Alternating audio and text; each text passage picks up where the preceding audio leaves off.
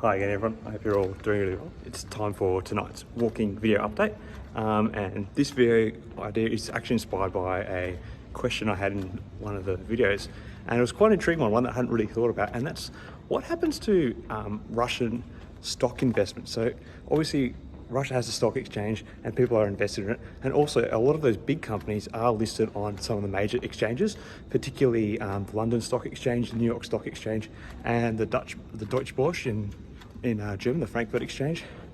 So there's a lot going on. It's like, what's happening with all the stocks? Are people going to lose all their money because, you know, basically you can't trade in them, and the ones that are trading are going to zero, well, close to zero. So there's two sides we have to look at. We have to look at first the Russian exchange, and then we have to look at some of the secondary listings on the other exchanges. So I'll start with the Russian exchange because that's the simplest one to explain. So headlines have been that the Russian exchange has closed for the week. Yes, that's true.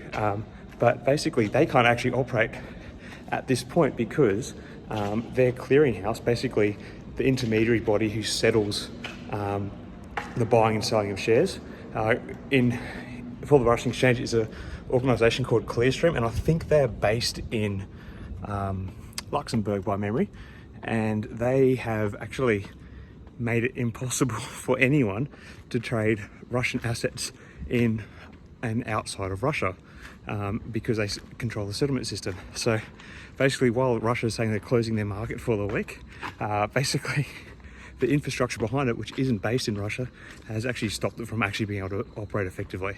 So that's the Russian exchange. Now, as for the secondary listings, so some of the big Russian companies, which are often majority owned by the state, have secondary listings in other markets that access capital. Particular ones are Sberbank and Gazprom are two particularly prominent ones. I think they're both on the London Stock Exchange, but there's also a number, like I said before, that are listed on the New York Stock Exchange and the German exchange, the Frankfurt Exchange. That's one of the exchanges that I do trade on as well. Now, each country has actually taken their own way to basically stop or limit the trading of these assets. Some of them you can still trade, some you can't, depending on what company it is that you're investing in, what exchange it's on. But I guess like a lot of people have asked the questions probably have holdings on these secondary exchanges, and they're asking what happens to the stocks, because most of them are like heading down to zero. I think Sberbank was about £15 a share on the London Stock Exchange about a month ago. It's worth about 90 pence at the moment, so it's right down. So those people who hold those assets, so I guess you need to get an understanding of how a secondary listing, sorry, just crossing a busy road here, which is pretty quiet because it's quite late at night.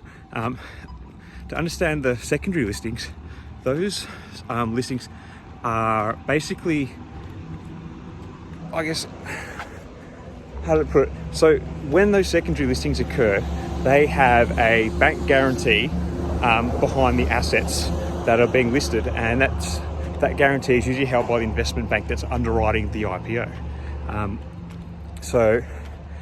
And to understand what a bank guarantee is, it's like if your asset that we're floating for you falls, we can take these physical assets off you. It's like basically a bank backing. So they all have those. Now, the problem we have here is like that all works when everyone's playing fair ball. Okay, so if Gazprom was to stop doing the right thing by the investors in London, the investment bank could take some physical assets of theirs in a fair world. But because of these like foreign tensions going on, that fair world idea is not really going to be something that's going to work at the moment. I think what you're likely to see is what you're likely to see with those secondary listings is that, unless the markets are to come back and there's supposed to be like in good relations again, those holdings are basically going to be kind of worthless, except for whatever you can sell them for, because the companies that are underwriting the stocks are not going to be able to like seize assets unless they have the assets held domestically, like say Gazprom has assets in the UK or a country that they have a treaty with that they can seize the assets in. But I'm guessing that most of the assets are guaranteed are based in Russia. So those stocks I feel aren't you know, going to be worth much unless the tensions fix up.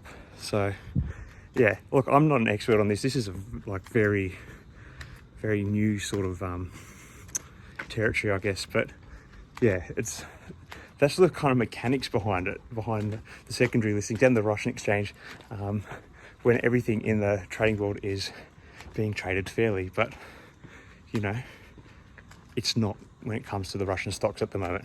So I guess we're really seeing like the power of economics as a weapon in war. Yeah. Anyway, let me know what your thoughts are. Do you guys hold any of the Russian listed stocks? What experiences have you had, if you do? Do you think it's like worth punting and putting like a few dollars down to buy like some of these really beaten down stocks at the moment? Let me know your thoughts in the comments below. Anyway, thanks for watching, everyone. Have a good day. Take care. Cheers.